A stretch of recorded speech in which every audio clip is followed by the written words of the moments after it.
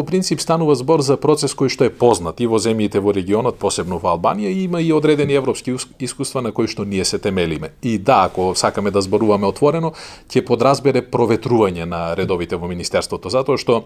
овде се утврдила потребата дека има потреба вработените да поминат низ еден соодветен процес на проверка во однос на интегритетот со кој што ја извршуваат полициската работа или воопшто работите на Министерството за внатрешни работи, потоа во однос на нивната професионалност, односно образованието кое што го стекнале, колку тоа образование ја следи нивната кариера,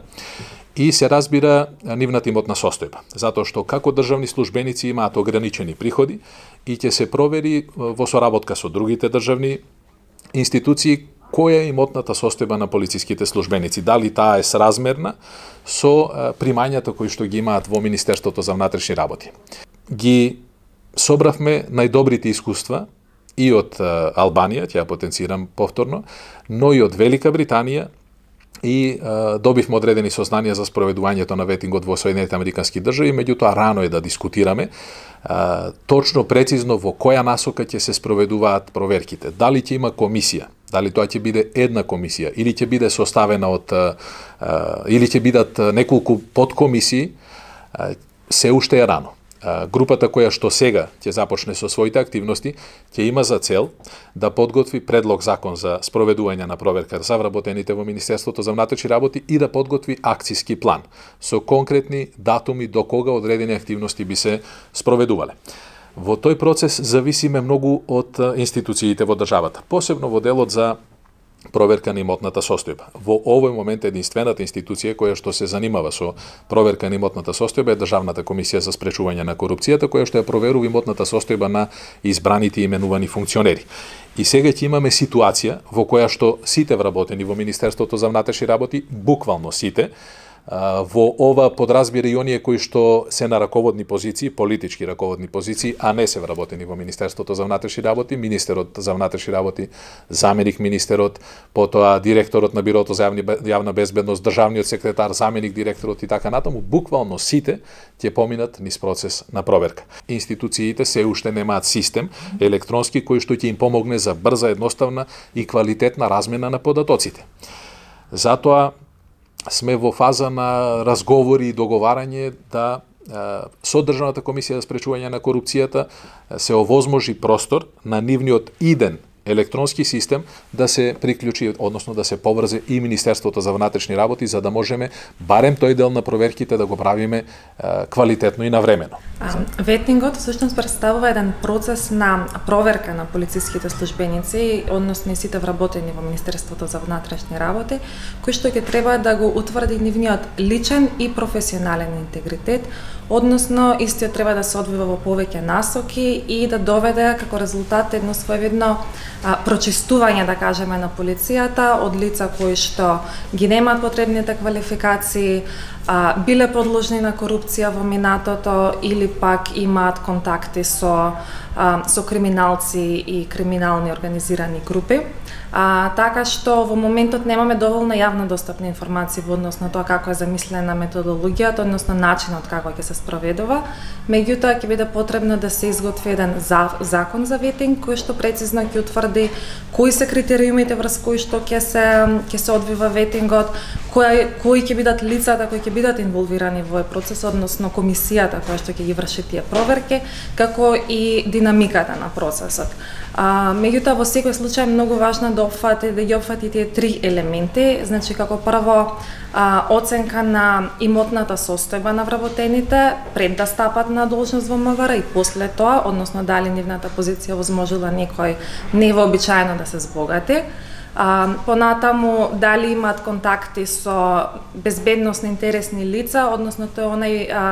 она безбедносна проверка која што всушност на која подлежат и сите оние кои што имаат пристап до класифицирани податоци и дали истите ги поседуваат квалификациите кои што се неопходни за конкретното работно место, бидејќи например посебно МВР во минатото имаше случаи со фалсификувани дипломи и така натаму, така што се тоа ќе треба да биде предмет на оценка.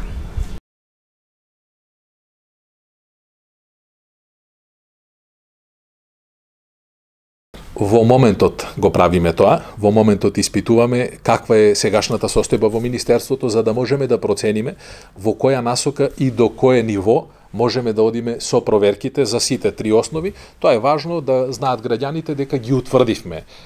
од прилика работите кои што ќе бидат проверувани и затоа ќе ги споменам уште еднаш: интегритетот, професионализацијата, односно професионалноста и имотната состојба. Каква е реалната сегашна состојба, немаме конечни резултати, бидејќи немаме алатка како да ги провериме тие состојби, но сигурно додека го подготвиме конечното законско решение, односно предлог на законот, ќе мора да имаме и такви податоци за да не одиме со скок во празно, да не се соочиме со некој голем проблем па кој што ќе влијае директно на редовното, нормалното функционирање на Министерството за внатрешни работи. Како еден од принципите кои што ги утврдивме е дека е овој процес кој што е корисен и ќе биде добар за Министерството, но никако не смее да влијае на неговата секојдневна работа. Ветингот треба да биде спроведен врз основа на една анализа, односно кои се тие недостатоци со кои што сакаме да ги адресираме со процесот. Меѓутоа, самата проверка на вработените не е доволна, односно ќе биде потребно да биде придружуван од други внатрешни реформи кои што ќе ги отстранат недоследностите кои пак довеле до тоа во минатото да можат да се вработат и да напредуваат лица без нели потребниот личен и професионален интегритет. Тоа го покажуваат и нашите анализи како граѓански сектор, меѓутоа исто така тука беа и оценките и препораките на Греко.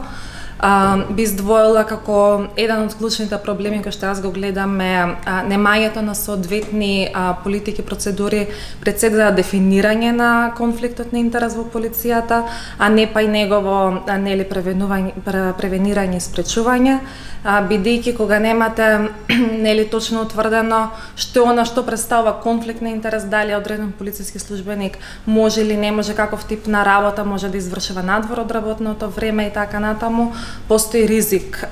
од злоупотреба нели на таа позиција.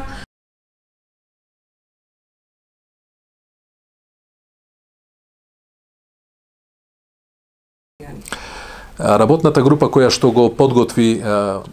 предлогот, односно моделот досега, беше составен од исклучителни професионалци вработени во Министерството за внатрешни работи, потоа представници од академската заедница, представници од невладиниот сектор, имавме тројца представници и тие ќе продолжат да бидат активни во оваа група што сега се формира, од избраниот Советот за соработка со невладините организации на јавен, транспарентен конкурс на кој што беа пријавени повеќе од 100 невладини организации, беа избрани 3. Тоа се Transparency Македонија, потоа Хелсиншкиот комитет и Сдруженијето на млади правници. Имаме представници од меѓународните организации, ќе ги споменам ОПСЕ и Американската амбасада. Нашата група во претходниот состав предложи во оваа група да се вклучат представници на амбасадата на Европската унија и представници на Британската амбасада, и се разбира затоа што свативме дека е време за ова да почнат сериозно да размислуваат и политичарите, но и со цел да го заштитиме процесот од било какви политички влијанија, да не се доведеме во ситуација утре некој да рече не сум бил информиран, не сум знаел, не стигнаа на време и така натаму. Поканивме, односно се обративме до собранието да делегираат тројца пратеници. Собранието кога ќе одлучи и како ќе одлучи, во тоа не навлегуваме. Очекуваме наскоро да добиеме информација дали и кои пратеници би се вклучиле во работната група, се разбира во својство на наблюдувачи. Тоа е важно за процесот, тоа е важно заради транспарентноста, важно е и заради граѓаните, да имаат можност политичарите да имаат увид во работата и во активностите на работната група сега уште додека сме во рана фаза од спроведувањето на или донесувањето на законот. Вклучувањето на пратеници во процесот, јас повеќе го гледам како некаква заложба од страна на тековното раководство за инклузивност на процесот, односно вклучување на различни засегнати страни кои ќе треба да дадат некаков легитимитет дека процесот не се злоупотребува за политички, за партиски цели. Меѓутоа, малку иронично да зборуваме за ветинг како процес кој треба да доведе до деполитизација и до професионализација на полицијата, а легитимитетот на истиот да зависи всушност од политичките партии. Така што јас не мислам дека местото на политичарите е во самата комисија, па макар и како надзорен механизам. Ние имаме доволно надзорни механизми во рамките на собранието. Би рекла, еве, Комисијата за одбрана и безбедност како матично работно тело треба да си преземе одговорност за квалитетот на законот кој што ќе биде донесен, а потоа како ќе се спроведува да ги користи сите парламентарни механизми преку кои ќе бара отчетност од извршната власт за спроведување на процесот.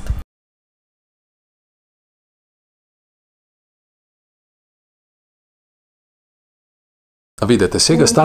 станува збор за уставни одредби кои што се предвидени во уставот и со кои што едноставно не можеме да се надпреваруваме. Не треба да се донесе законот за ветинг. Пред тоа јас реков дека нашиот план кој што беше доставен пред да знаеме дека ќе имаме предвремени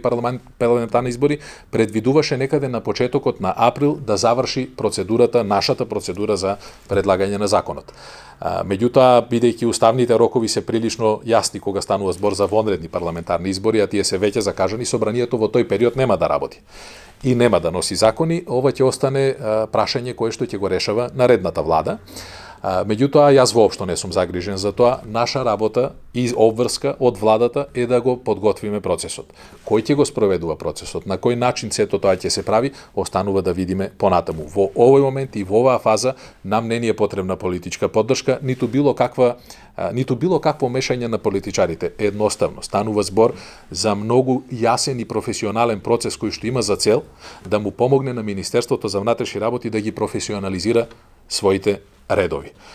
Добро е што идејата и предлогот доаѓа од внатре. Ова не е прашање наметнато однадвор, туку е согледана реална потреба дека професионализацијата и интегритетот кај полициските службеници биле доведени во прашање во минатиот период, веројатно подолги од 2 децении ако гледаме наназад, и затоа јас апсолутно не сум загрижен кој ќе го води Министерството, затоа што станува збор за повеќе технички процес кој што ако се спроведе на едно високо ниво, ќе им остави простор не само на Министерството, туку и на други државни институции кои што имаат потреба од ваков процес да се надобрзат.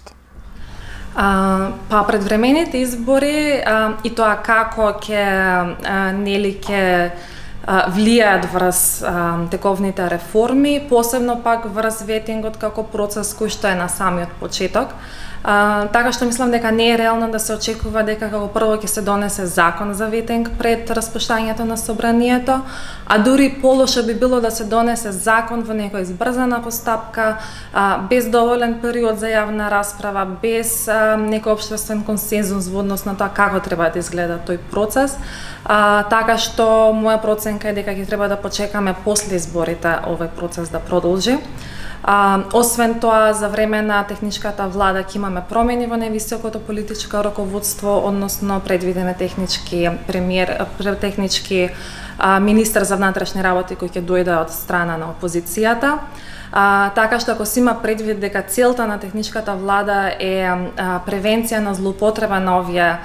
ресурси во насока на изборни цели, така што верувам дека и фокусот на новиот технички министар ќе биде на организација на изборите, не би се впуштил во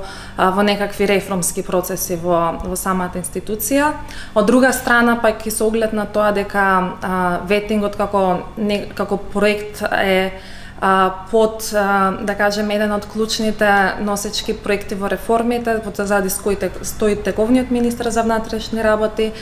не ни верувам дека би го препуштил да се спроведува, да кажеме, под капата на технички министар од опозицијата. А дури кога би ги ставиле сите тие работи на страна, во секој случај проверка на полициски службеници не се препорачува во никој случај во предизборен период, бидејќи голем е ризикот од злоупотреба на процесот или пак обвинувања за злоупотреба на процесот, што во крајна линија ќе го нарушат легитимитетот на истиот.